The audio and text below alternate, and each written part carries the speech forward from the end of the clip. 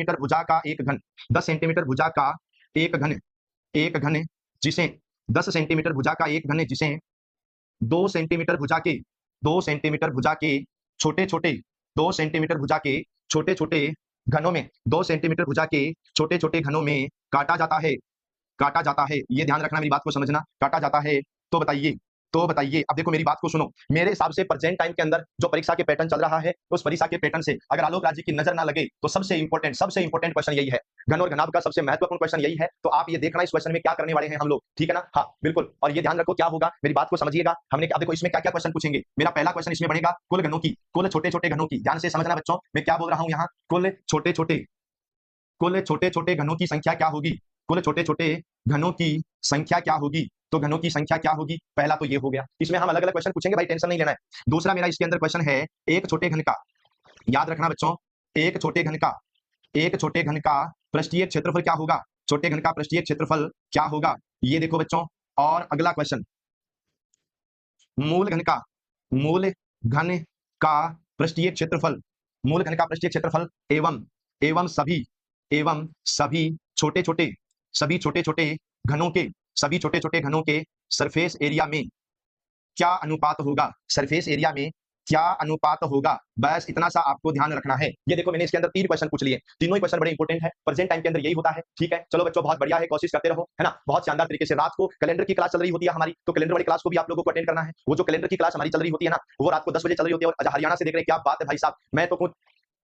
मैं तो भाई जी हरियाणा, राजस्थान, बहुत से विद्यार्थी यूपी से भी देख रहे होते हैं, एमपी से भी देख रहे होते हैं। जब मैं कमेंट पढ़ता हूं तो मुझे पता लगता है, अरे मैं कह रहा हूं भाई साहब पेपर के फट्टे चक देंगे, टेंशन नहीं लेना। इधर सुनिएगा, यहाँ क्या क्या क्वेश्चन बनेगा, बहुत इंपॉर्टेंट क्वेश्चन है। तो आप जरा ध्यान से समझो। मेरा पहला क्वेश्चन, मेरे पहले क्वेश्चन का सॉल्यूशन है कुल घनों की संख्या। तो क्वेश्चन नंबर 1 है, याद रखना, जब एक बड़े घन को छोटे घनों में बदला जाता है ना, ध्यान से समझो। मैं आप लोगों ने समझाऊं क्या? आप एक छोटी सी चीज ऐसे समझो, जैसे क्या होता है कि एक बड़ी बोतल होती है, बड़ी पानी की बोतल होती है, बड़ी पानी की बोतल से छोटे छोटे गिलास भरे जाते हैं। समझ रहे हैं मेरी बात? बड़ी पानी की बोतल से छोटे छोटे गिलास भरे जाते हैं। अब जो छोटे छोटे गिलास भरे जाते हैं उनमें पानी और बड़ी बोतल में पानी बराबर ही होगा। अब मान लो छोटे छोटे गिलास भरे, 1 लीटर की बोतल से 100 ml के 10 गिलास भर दिए, तो जो 100 ml के 10 गिलास है ना, उनका पानी और बड़ी बोतल का पानी दोनों बराबर होता है। आप हमेशा याद रखना कि जब एक बड़े एक बड़ी आकृति को, बड़े नहीं बड़ी, याद रखना बच्चों, एक बड़ी आकृति को, अगर आप एक बड़ी आकृति को छोटे भागों में, बड़ी आकृति को छोटे भागों में काटते हैं, याद रखना, एक बड़ी आकृति को छोटे भागों में काटते हैं तो आयतन समान रहता है। क्या समान रहता है? आयतन समान रहता है। ये लो, आयतन समान रहता है। ये आप लोगों को याद रखना है। बड़ी आकृति को जब छोटे छोटे भागों में काटोगे ना, तो आयतन समान रहता है, आयतन में किसी प्रकार का कोई चेंज नहीं होता है। ये आप लोगों को ध्यान रखना है। अच्छा एक बात और को यार, भाई जी मैं बना दिया चलेगा, तुम जल्दी से जल्दी एक बार सब लोग सेशन को शेयर कर दो यार। जितने भी लोग सेशन में जुड़े हो ना, सब लोग सेशन को शेयर करो। अब इधर सुनो क्या होता है, मेरी बात को ध्यान रखना।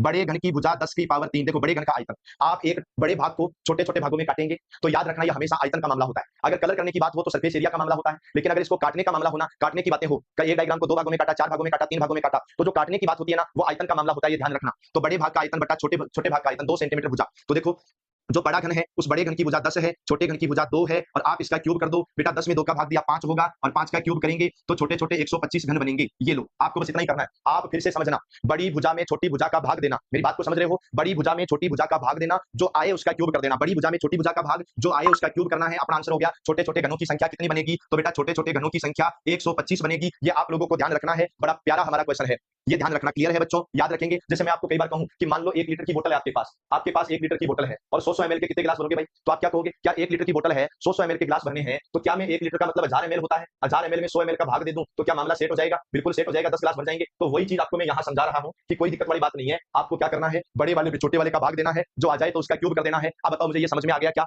एक छोटे घन का पृष्ठीय क्षेत्रफल क्या होगा? अरे बाबड़ो, एक छोटे घन का पृष्ठीय क्षेत्रफल कैसे निकालोगे? तो मेरी बात को सुनिएगा।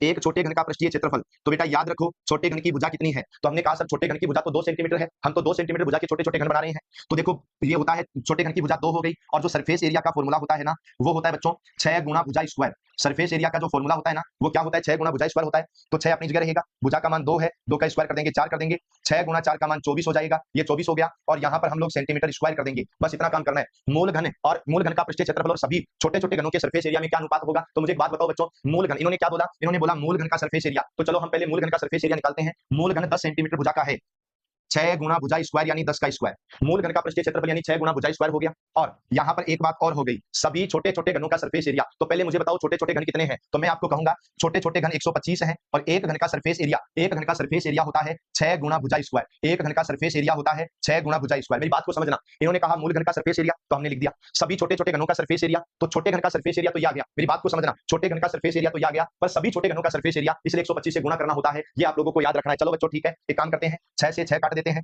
10 का स्क्वायर मेरे प्यारे भाइयों 100 होगा, अनुपात 125 होगा और गुणा में 2 का स्क्वायर 4 होगा। 4 का स्क्वायर बच्चों 4 का भाग 100 में दिया तो 25 बार चला गया और 25 अनुपात 125 है। 25 अनुपात 125 को हम 1 अनुपात 5 बोलेंगे। 25 अनुपात 125 को हम क्या बोलेंगे बच्चों? 1 अनुपात 5 बोलेंगे। यार ये कितना अच्छा क्वेश्चन था, मेरे हिसाब से तो सबसे बेस्ट क्वेश्चन है जो अभी प्रेजेंट टाइम में जो पैटर्न चल रहा है उसके हिसाब से। बोलो क्लियर है यहाँ तक? ये आप लोगों को ध्यान रखना है। बहुत अच्छा क्वेश्चन, बहुत शानदार क्वेश्चन। अब मैं जरा ध्यान